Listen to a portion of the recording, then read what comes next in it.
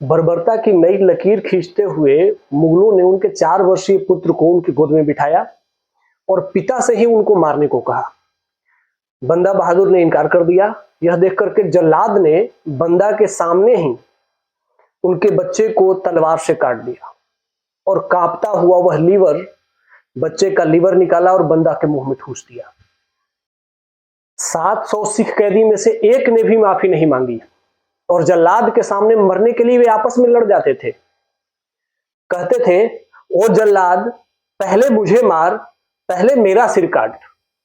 अनाज और ईंधन के लिए लकड़ी भी नहीं थी तो घोड़े और गधों को मारकर उनका कच्चा मांस खाने लगे, क्योंकि पकाने के लिए ईंधन भी नहीं था। उन्होंने उन जानवरों की हड्डियों का चूरा बनाकर सूखे आटे की तरह खाना शुरू कर दिया। लेकिन इन लोगों ने इस्लाम कबूल करना स्वीकार नहीं किया। नमस्कार, भारतीय इतिहास के इस ऐतिहासिक सीरीज अतीत में आप सभी लोगों का स्वागत है। 2 अगस्त 1707 औरंगजेब की मृत्यु के बाद बहादुर शाह नया बादशाह बना था और उसके बुलावे पर गुरु गोविंद सिंह आगरा पहुंचे। गुरु गोविंद सिंह को उम्मीद थी कि वर्षों से जो मुगलों और सिखों के बीच में दुश्मनी चली आ रही है, शायद अब समाप्त हो जाएगी और इसके साथ ही मुगल अत्याचारों का भी अंत हो जाएगा। लेकिन भाग्य को कुछ और ही मंजूर था। अभी संसार को सिखों की महान आत्म बलिदान और शौर्य की गाथा देखनी बाकी थी। गुरु गोविंद सिंह और बहादुर शाह में बातचीत हो ही रही थी कि दक्कन से बहादुर शाह के छोटे भाई काम बख्श के विद्रोह की समाचार आती है और इसके साथ ही बहादुर शाह उस बातचीत को बीच में ही छोड़ करके दक्कन में काम बख्श के विद्रोह को दबाने के लिए वापस चला गया। कश्मीर के पूंछ जिले में राजौरी क्षेत्र है, वहां पर 27 अक्टूबर 1670 को बंदा बहादुर का जन्म एक राजपूत परिवार में हुआ। वहां पर उनका, जब वो छोटे थे तो उनका नाम रखा गया लक्ष्मण देव।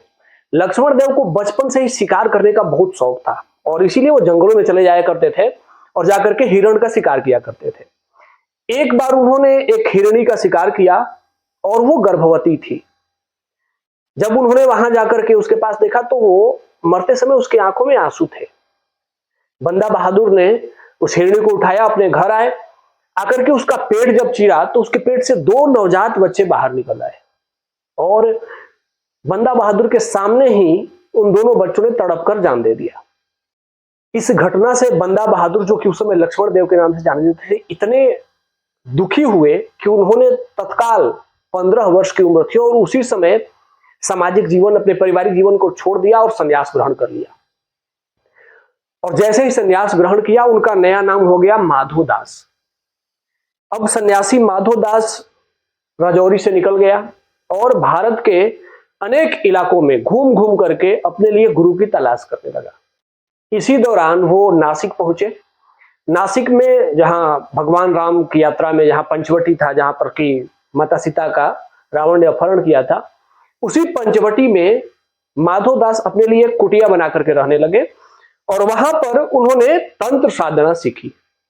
साथ ही इस तंत्र साधना के साथ साथ वे भारत में हो रही घटनाएं और अन्य जानकारियां भी लगातार ले रहे थे। इसी दौर में उन्हें गुरु अर्जुन देव और गुरु तेग बहादुर के बलिदान की जानकारी मिली।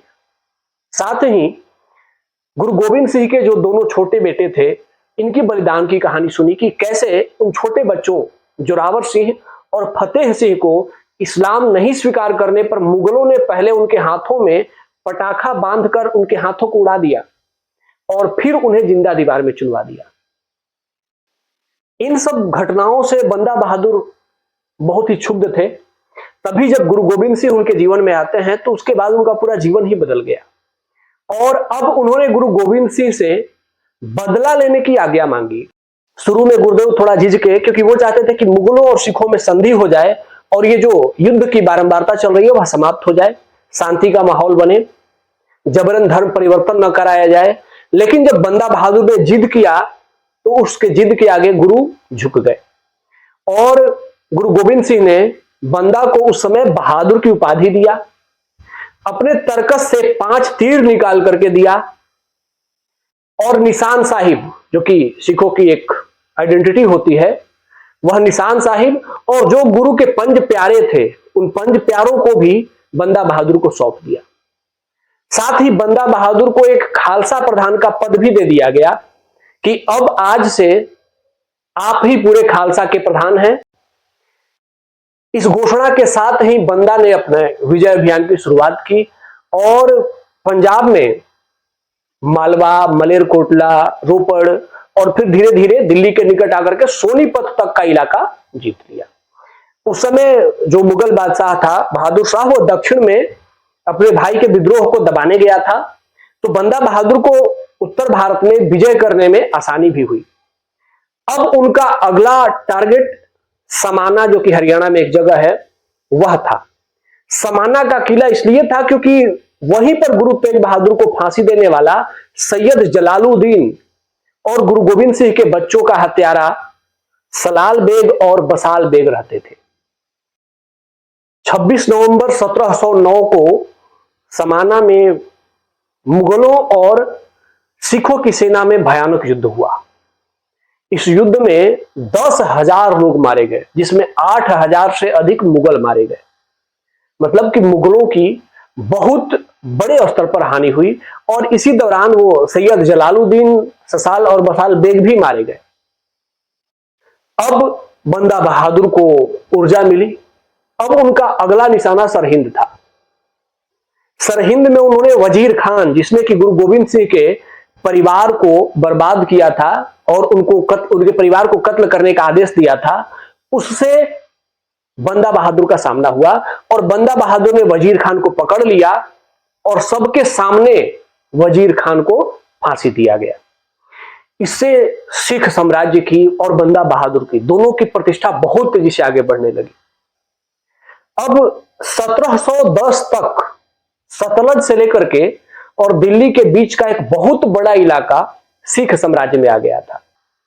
जहांदार शाह की मृत्यु के बाद अगला मुगल बादशाह बनता है फर्रुखसियर। फर्रुखसियर जो कि अपनी धूर्तता के लिए बहुत ही मशहूर था। फर्रुखसियर ने अपना एक ही लक्ष्य बना लिया कि किसी भी स्तर पर आकर के बंदा बहादुर को समाप्त करना है। और इसके लिए फर्रुखसियर ने अपना जो सबसे कुख्यात सेनापति था समद खान, उसको बहुत बड़ी सेना और तोप के साथ साथ यह अधिकार देकर के भेजा कि उसे जो भी चाहिए वह मुगल बादशाह से ले सकता है, लेकिन उसे हर हाल में बंदा बहादुर को समाप्त करना है। अब समद खान पूरी बहुत बड़ी सेना और तोप लेकर के जो पंजाब के क्षेत्र में लोहगढ़ का किला था, जहां पर कि बंदा बहादुर ठहरे हुए थे, उस किले के पास पहुंचा और उस किले की घेराबंदी कर दिया। मुगलों को इस बात का डर था कि बंदा बहादुर बहुत बड़े तांत्रिक हैं और वो तंत्र के माध्यम से अपना रूप परिवर्तित कर लेते हैं, कभी जानवर बन जाते हैं, कभी पशु बन जाते हैं, पक्षी बन जाते हैं और इस तरीके से उनको पकड़ना बहुत मुश्किल है। और यह भय मुगलों में इतना था कि उसके सैनिक बंदा बहादुर के सामने जाने से डरते थे और यह बात समद खान को पता थी। समद खान ने उस इलाके में जितने जानवर थे उन सभी जानवरों को भी मरवा दिया। उसे लगता था कि शायद इसी जानवर के रूप में बंदा बहादुर यहां से भागने की कोशिश कर रहा है, तो उसने कुत्ते, बिल्ली और यहां तक कि और छोटे छोटे जो जानवर होते थे उनको भी वहां मरवा दिया। 8 महीने तक उस किले की घेराबंदी जारी रही। सिख सैनिक उस किले में रहते थे, बाहर आके लड़ाई करते और किले में छुप जाते। 8 महीने तक लगातार उस किले में बंद रहने से उस किले में रसद और ईंधन तथा जो सामान था वो लगभग समाप्त हो गया। अब ऐसे में सिख सैनिकों के पास खाने के लिए भी कोई भी वस्तु नहीं बची, तो वे अपने जो घोड़े और गधे थे, जिससे कि घोड़े से जिस पर कि बैठ करके वो युद्ध लड़ने जाते थे और गधे जिससे कि वो सामान ढोते थे, उन घोड़ों और गधों को मार करके खाना शुरू किया। लेकिन चूंकि उनका ईंधन भी समाप्त हो गया था, इसीलिए उन गधों और घोड़ों के मांस को पकाने के लिए उनके पास आग का भी इंतजाम नहीं था। ऐसे में अब उन्हें मजबूरी में कच्चा मांस खाना पड़ गया। साथ ही उन घोड़े और गधे की जो हड्डियां थी, उन हड्डियों को कूट करके और सूखे आटे की तरह उनको फाक करके जीवन जीना पड़ा। समद खान ने एक संदेश भिजवाया कि अगर आप लोग इस्लाम स्वीकार कर लेते हैं तो आपको छोड़ दिया जाएगा। लेकिन सभी सैनिकों ने बंदा बहादुर के साथ यह निर्णय लिया था कि वे कभी भी इस्लाम को स्वीकार नहीं करेंगे, और ऐसा ही संदेश समद खान के पास भेज दिया गया कि हम मर जाएंगे लेकिन इस्लाम स्वीकार नहीं करेंगे। बंदा बहादुर अपने सैनिकों और अपने लोगों की इस हालत को देख करके बहुत दुखी हो रहे थे। उन्होंने देखा कि उनके सैनिकों का शरीर गल करके हड्डियों का ढांचा बन गया है, खाने के लिए कुछ नहीं है, बहुत सारी समस्याएं हैं, बीमारियां हो रही हैं। तो अब उन्होंने समद खान को एक संदेश भिजवाया कि समद खान, मैं तुम्हारे सामने समर्पण करूंगा और तुम मुझे लेकर के मुगल बादशाह के सामने चलो, लेकिन बाकी मेरे जो सैनिक हैं इनको छोड़ दो। समद खान ने 17 दिसंबर 1715 को एक संदेश भेजा कि ठीक है, आप सभी लोग किले से बाहर निकलिए, आपके सैनिकों को छोड़ दिया जाएगा और सिर्फ हम आपको पकड़ेंगे। इस तारीख को बंदा बहादुर अपने सैनिकों के साथ बाहर निकले, लेकिन समद खान जो कि पहले से ही धोखेबाजी के लिए मशहूर था, उसने बंदा बहादुर के साथ साथ इनके सभी सैनिकों को भी गिरफ्तार कर लिया। बंदा बहादुर को लोहे की बेड़ियों में बांध दिया गया और उसके बाद उन्हें लोहे के पिंजरे में डाल दिया गया, और उसके साथ उन्हें जो सबसे ऊंची हाथी थी उसके ऊपर उस पिंजरे को रख दिया गया, ताकि मुगल सैनिकों की नजर उन पर बनी रहे और वो कोई तंत्र विद्या के माध्यम से छल करके भाग न सके। सिख सैनिकों को लोहे की बेड़ियों से जकड़ लिया गया और उनका मजाक उड़ाने के लिए उनके सर पर कागज की टोपी पहना दी गई। वहां पर जो उस समय मुगल फौजदार था जकारिया खान, उसको यह संदेश दिया गया कि तुम इन सभी सैनिकों और बंदा बहादुर को पकड़ करके दिल्ली ले आओ। जकारिया खान ने, चूंकि उस समय 300 के आसपास सैनिक थे जिनको की पकड़ा गया था और बंदा बहादुर थे, जकारिया खान को लग रहा था कि मात्र 300 सिख सैनिकों को लेकर के दिल्ली भेजेंगे, नहीं, थोड़ा नंबर ज्यादा दिखना चाहिए, और इसीलिए उसने उस इलाके के निर्दोष लोगों को मार करके और उनकी गर्दनों को काट करके गाड़ियों में भरने का हुक्म दे दिया। 700 गाड़ियां निर्दोष लोगों के कटे हुए सर से भर गई, और वो 700 गाड़ियों का काफिला, जिसके आगे बंदा बहादुर की हाथी चलती थी और उसके पीछे 700 गाड़ियां जिसमें कि मरे हुए लोगों के सर रखे गए थे, वह दिल्ली की ओर प्रस्थान कर रहा था। इस घटना के चश्मदीद रहे मोहम्मद हरीसी, उन्होंने एक पुस्तक लिखी है इबारतनामा। उस इबारतनामा में वो लिखते हैं कि जब मार्ग में सिख सैनिक जा रहे थे तो वो सिख सैनिक जोर जोर से हंसते हुए जाते थे और चिल्लाते हुए कहते थे कि मार डालो हमें, हम मौत से नहीं डरते हैं। अरे अगर भूख की स्थिति नहीं होती, भूखमरी नहीं होती, तो तुमको पता है कि हम क्या हैं और क्या कर सकते हैं। टोटल 694 सिखों को लेकर के काफिला दिल्ली पहुंचा। मुगल बादशाह फर्रुखसियर के सामने इनको पहुंचाया गया। फर्रुखसियर ने फरमान सुनाया कि इनके सामने 2 विकल्प हैं, इस्लाम या मृत्यु। लेकिन 694 में से किसी एक ने भी इस्लाम को स्वीकार नहीं किया।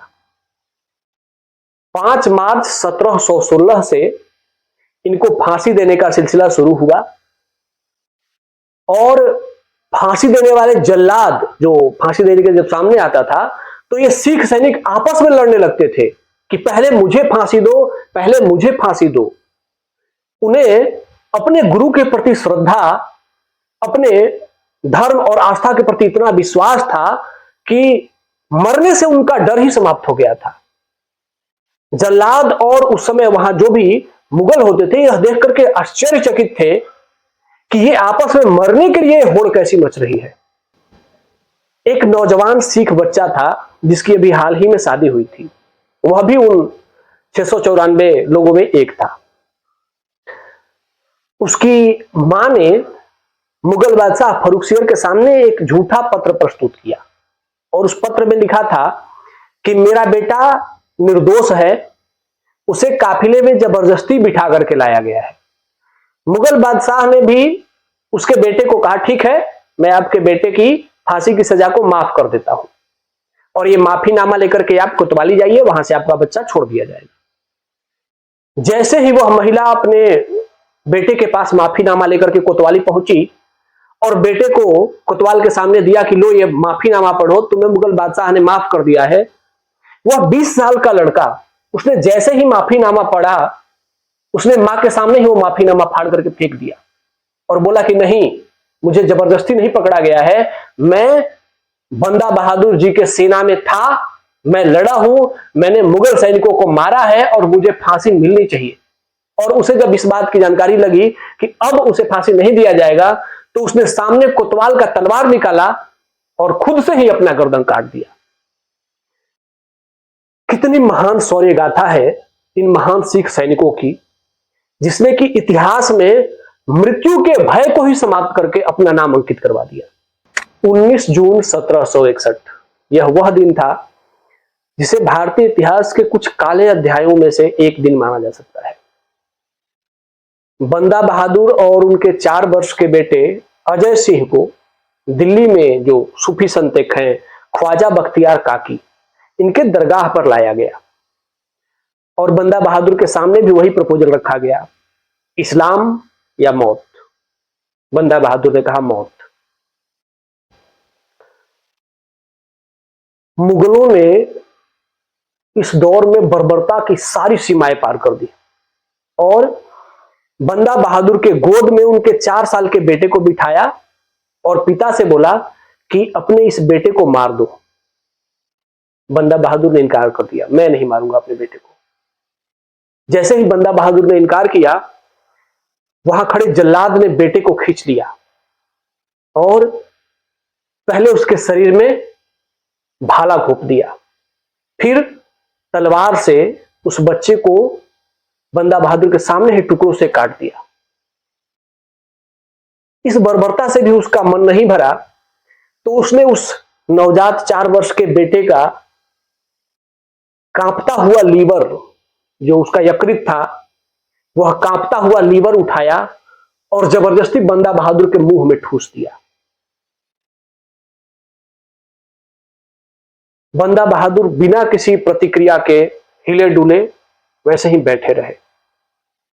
अब इस अध्याय के अंत की बारी थी। जल्लाद ने चाकू से पहले बंदा बहादुर के दाईं आंख में घोंपा और उस चाकू से उनकी आंख को बाहर निकाल दिया। फिर उसने उनकी बाईं आंख में चाकू घुसाया और उसे भी बाहर निकाल दिया। फिर उसने उनके दाएं हाथ को काटा, फिर बाएं हाथ को, फिर दाएं पैर, फिर बाएं पैर। इसके साथ साथ चिमटा गर्म करके उनके शरीर के मांस को उस गर्म चिमटे से पकड़ करके नोचा भी जा रहा था। इसके बाद भी ये मुगल बर्बर आक्रांता इस बात को लेकर के हैरान थे कि इतनी बर्बरता के बाद भी बंदा बहादुर शांत और स्थिर कैसे हैं, उनके मुंह से कोई चिल्लाने की आवाज क्यों नहीं निकल रही है। बंदा बहादुर की मृत्यु के साथ सिख इतिहास के एक बड़े अध्याय का अंत हो गया, लेकिन इस अध्याय ने सिख मानसिकता और उनकी साहस की शक्ति को बड़े स्तर पर प्रभावित किया। इसी मानसिकता ने ही बाद में रणजीत सिंह के नेतृत्व में बड़े सिख साम्राज्य की नींव भी डाली। भारतीय इतिहास इस अविस्मरणीय योद्धा के सम्मान में हमेशा गर्व करता रहेगा। धन्यवाद। जय हिंद।